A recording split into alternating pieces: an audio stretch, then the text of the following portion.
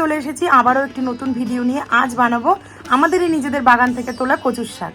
তো খুবই অল্প প্রসেসে এবং অল্প কিছু উপকরণে জিনিসটা দেখিয়েছি, তোমরা চলো দেখে নাও। তো দেখো, একদম প্রথমে কচু শাকটা কেটে নিয়ে চলে এসেছি। ভালো করে এই আঁশগুলোকে সব ছাড়িয়ে নিয়েছি আর জল দিয়ে ধুয়ে একটা গামলায় তুলে রেখেছি।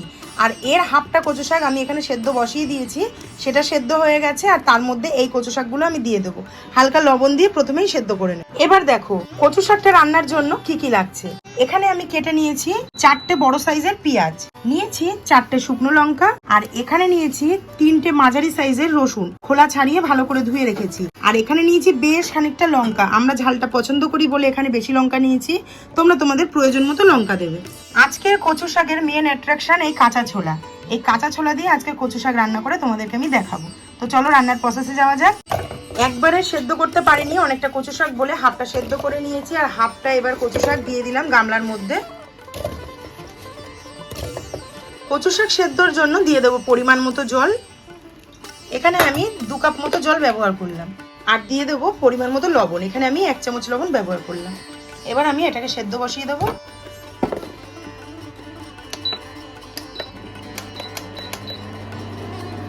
কচু শাকটা সেদ্ধ করে নিয়ে তারপর ফিরে আসছি।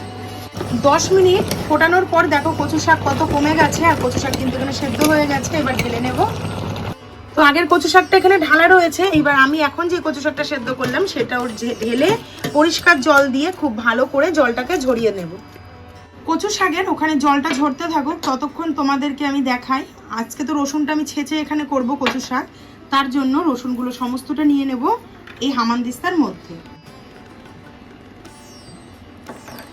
সব রসুনগুলো নিয়ে নিলাম হামানদিস্তার মধ্যে। এবার খুব ভালো করে ছেঁচে নেব, ছেঁচে নিয়ে তারপর ফিরে আসছি।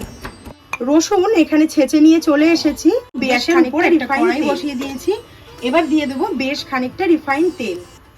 তেল গরম হয়ে গেছে, প্রথমেই দিয়ে দেবো তেলের উপর ফোড়নের জন্য শুকনো লঙ্কা, তারপরে একই সাথে দিয়ে দেবো কেটে রাখা কাঁচা লঙ্কা এবং পেঁয়াজ।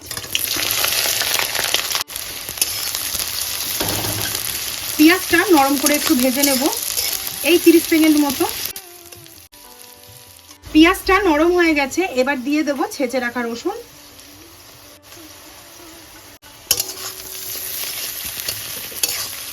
এবার পেঁয়াজ রসুন লঙ্কা খুব ভালো করে ভেজে নেব।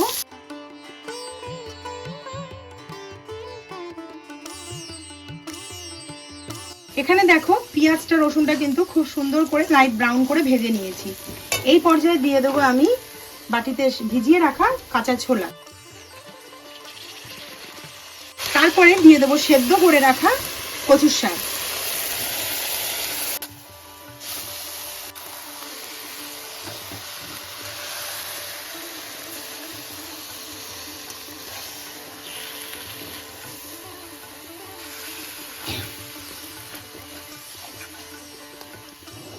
গ্যাসের ফ্লেমটাকে লো করে একটু নাড়াচাড়া করে নিয়েছি। যেহেতু কচু শাক সেদ্ধ করার সময় লবণ ব্যবহার করেছিলাম, তাই জন্য এখানে দিয়ে দেবো একদম 1 চামচ লবণ।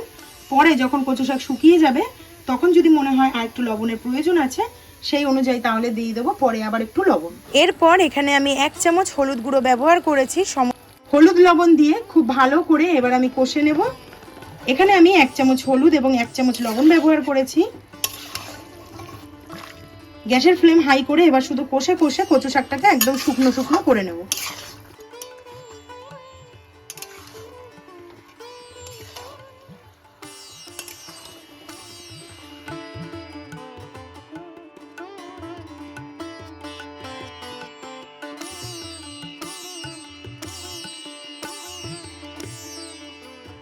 আমাদের বাগানের এই কচু শাকটা হচ্ছে সম্পূর্ণ লাল কচু শাক, যেটা খেতে হয় স্বাদে এবং মানে তুলনা নেই এই কচু শাকের। গলাও ধরবে না একটুও, আর হয়ে যাবেও তাড়াতাড়ি রান্না, আর সেদ্ধ করার সময়ও লাগে, সময়টা খুব কম।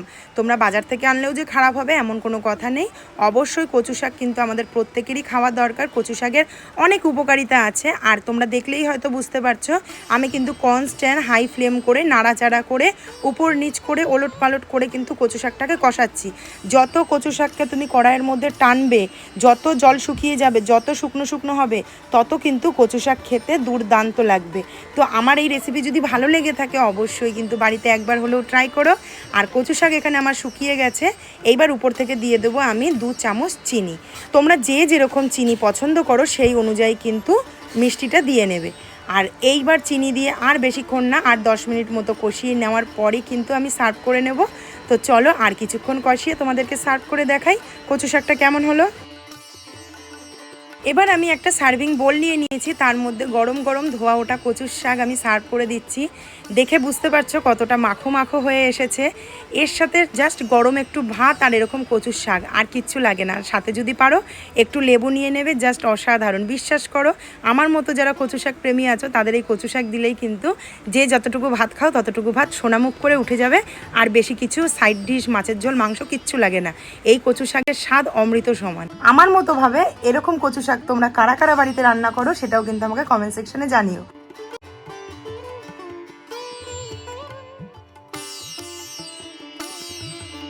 আজকের ভিডিওটা যদি ভালো লেগে থাকে অবশ্যই একটি করে লাইক, কমেন্ট, শেয়ার করে দিও। ফুল ভিডিওটা দেখার জন্য অসংখ্য ধন্যবাদ এবং অনেক অনেক ভালোবাসা। তো আজকের মতো ভিডিওটা এখানেই শেষ করছি। সবাই সুস্থ থেকো, ভালো থেকো। দেখা হচ্ছে খুব শিগগিরই নতুন একটি ভিডিওর সাথে। অবশ্যই চ্যানেলটি সাবস্ক্রাইব করে নিও। আজকের মতো টাটা।